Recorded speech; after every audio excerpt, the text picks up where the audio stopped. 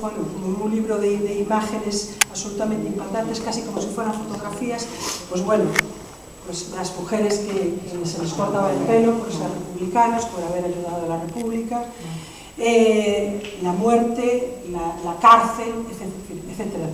Todo, digamos, ese horror que supone todo ese conflicto bélico tan terrible que, bueno, que lo dije, sabemos que era un golpe de Estado frente a un gobierno legalmente constituido, ¿no? Y todo esa maquinaria, digamos, de guerra y de destrucción. Bien. Estos serían, digamos, los artistas de esta primera generación de vanguardia y que evidentemente, fundamentalmente todos desde se exilian y algunos ya mueren en el exilio, como el caso de Souto, o se van prácticamente cuando regresa aquí a España, a Castellón. Bien, pero todo ese pozo, todo ese trabajo de estos artistas, y también evidentemente de Goya y Picasso, va a tener trascendencia, se va a poder ver su influencia en los hombres y mujeres negros que van a trabajar en Galicia ya en los años del franquismo, es decir, entre 1940 y 1970. Quizá el más emblemático de todos esos artistas, el que tiene un posicionamiento más claro frente a la guerra y frente a cualquier tipo de violencia que está generada por los conflictos bélicos, es Xaime Quesada. Quesada fue un artista con una enorme capacidad para pintar, dibujar, hacer grabado, mural, es decir, era un hombre, de una enorme habilidad, digamos, técnica, y que cubrió, digamos, todos los ámbitos, digamos, estilísticos y creativos. Y, digamos que un poco traspasado siempre era su pintura, su trabajo, él, bueno, siempre trabajaba también con escalas, en algunos casos, surrealistas, pero bueno, siempre había una idea de posicionamiento, de transmitirnos esa imagen, esas imágenes de su posicionamiento frente a la violencia muy claras. Este es un cuadro impresionante, esto pertenece a la Fundación Quesada, es El Garrote, es del año 71. Y ahí, desde luego, no habla de guerra, pero sí que habla de una violencia, de esa muerte, bueno, por decir, de los últimos hombres que fueron ajusticiados en España, utilizando algo tan terrible como es el Garrote. Eso es Vietnam. Esto es uno de los muchos cuadros, muchas obras que tiene sobre Vietnam, sobre Camboya, sobre muchos conflictos que estaba asolando en ese momento todo el mundo, ¿no? Y, bueno, si os fijáis, es realmente terrible. Es la imagen de un hombre que se supone que está en un espacio cerrado, en una celda que él pinta con estos ámbitos de color, dando esa sensación de perspectiva, pero aquí hay un cadáver decapitado. Entonces, bueno, es muy duro. Digamos que Quesada no lo transmite con una gran dureza. Quesada va a ser va a tener una enorme influencia de Picasso incluso del Guernica, hace varias obras muy influenciadas, incluso por la misma estructura compositiva del Guernica, pero evidentemente aquí sería complicado en esta sala es pequeña y que no podríamos tener una obra de grandes proporciones. Pero lo que sí que esto yo creo que nos da un poco la medida de lo que es este artista y la importancia que tuvo y su enorme siempre posicionamiento y postura muy clara frente a lo que era la violencia, frente a lo que eran los totalitarismos y frente a lo que era la guerra, ¿no? Bien, este es un cuadro muy curioso por lo que tiene, digamos, dentro de la trayectoria de este artista. Es un cuadro de Felipe Criado. Es el cuadro que va a utilizar, bueno, tiene un título muy largo, yo nunca me lo sé de memoria, se llama Santander, 2 horas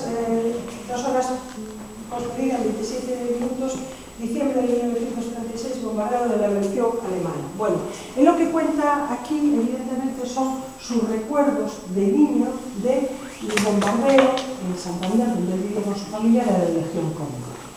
Es curioso porque, lo decimos también que utilizó el cuadro en un discurso muy interesante que hizo como referencias de su entrada a la Real Academia Gallega de Bellas Artes. Es curioso porque, evidentemente, toda la trayectoria plástica de Felipe Criado no hay ninguna referencia ni a la violencia ni a un posicionamiento tan claro como que, por ejemplo, tenía Quesada, veremos después, con Isaac Díaz Pardo. Pero él aquí habla de ese recuerdo de niño, de ese bombardeo, de esos aviones, de ese horror que nos podemos imaginar en la mirada de un niño de 7 o 8 años que ya tenía entonces Felipe.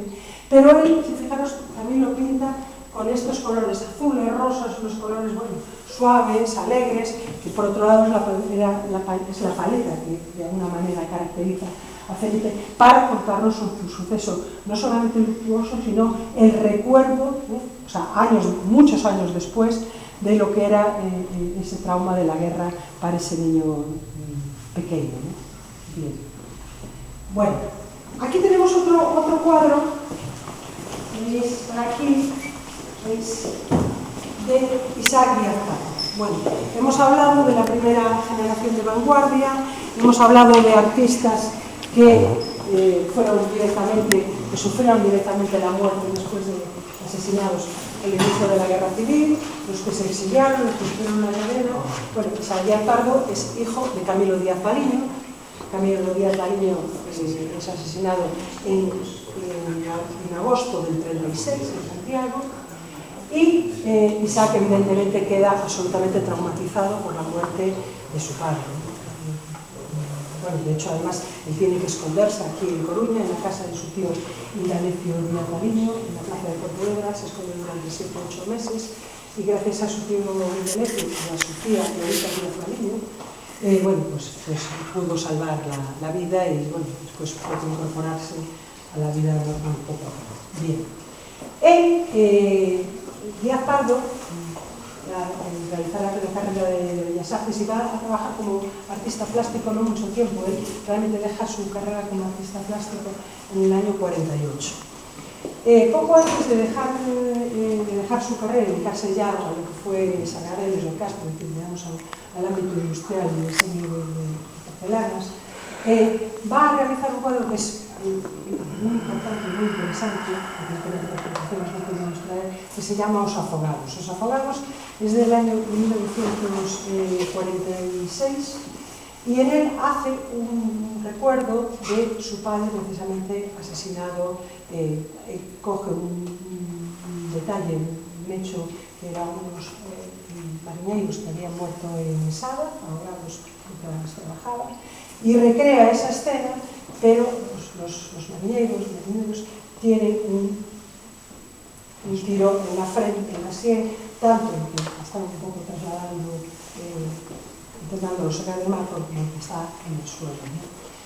Además, escribe una carta sobre ese cuadro, y justo además es 10 años después de que su padre es asesinado, y que además su padre, Camilo Díaz Baliño, hace unos dibujos realmente impactantes por la carga emocional que tiene, que se llaman Dibujos na Cadea, que son unos retratos que hace Camilo de sus, compañeros que tiene allí en la cárcel en Santiago, y que después, realmente fueron todos paseados y asesinados, ¿no?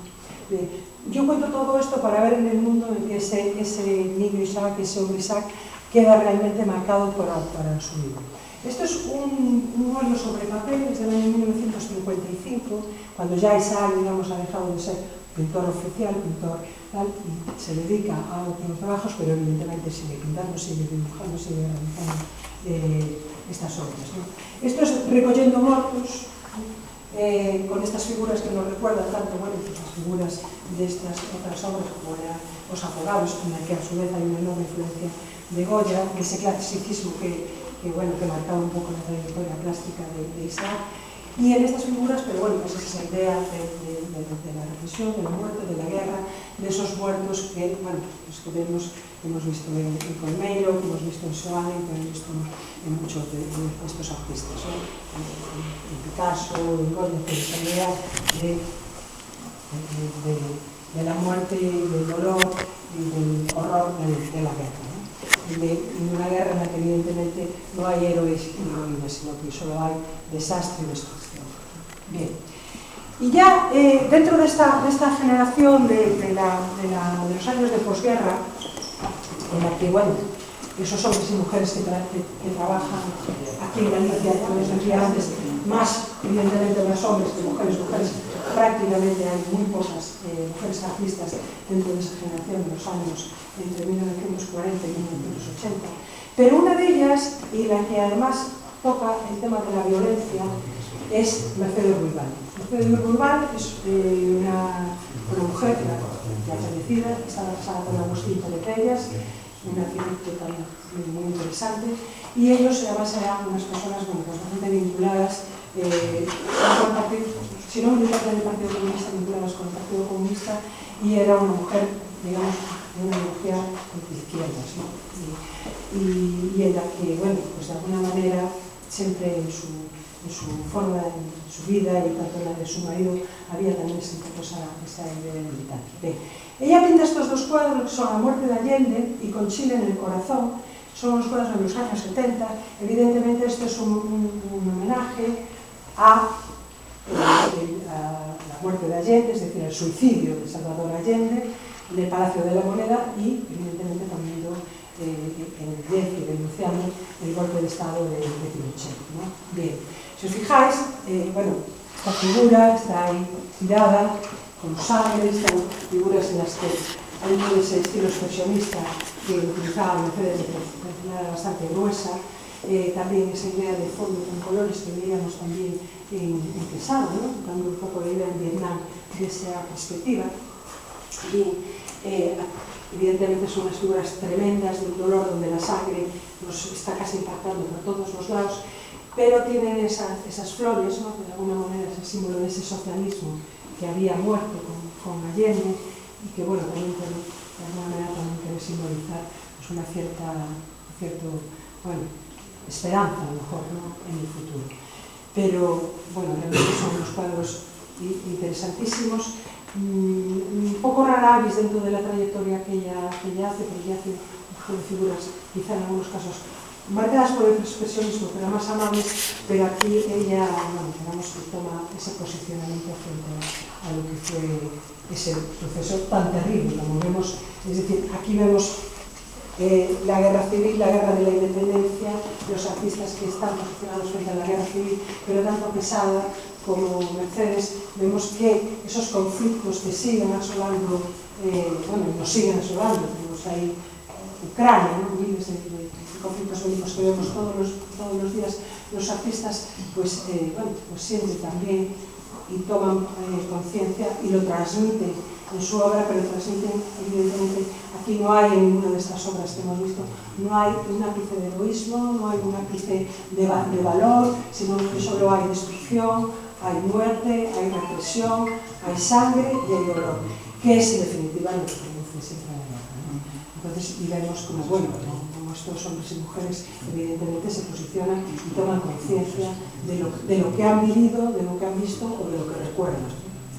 Bueno, y nada más, esta es una explicación pequeña, pero que de alguna manera yo quise hacer como...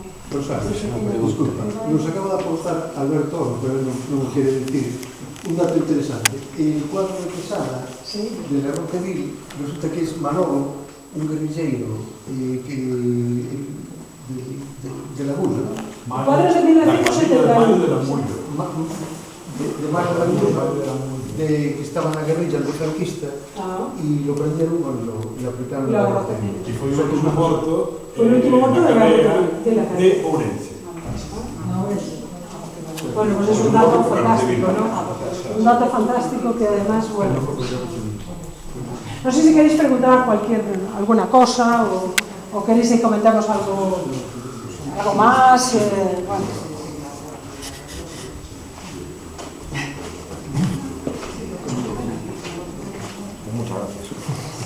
Nada, llevaros el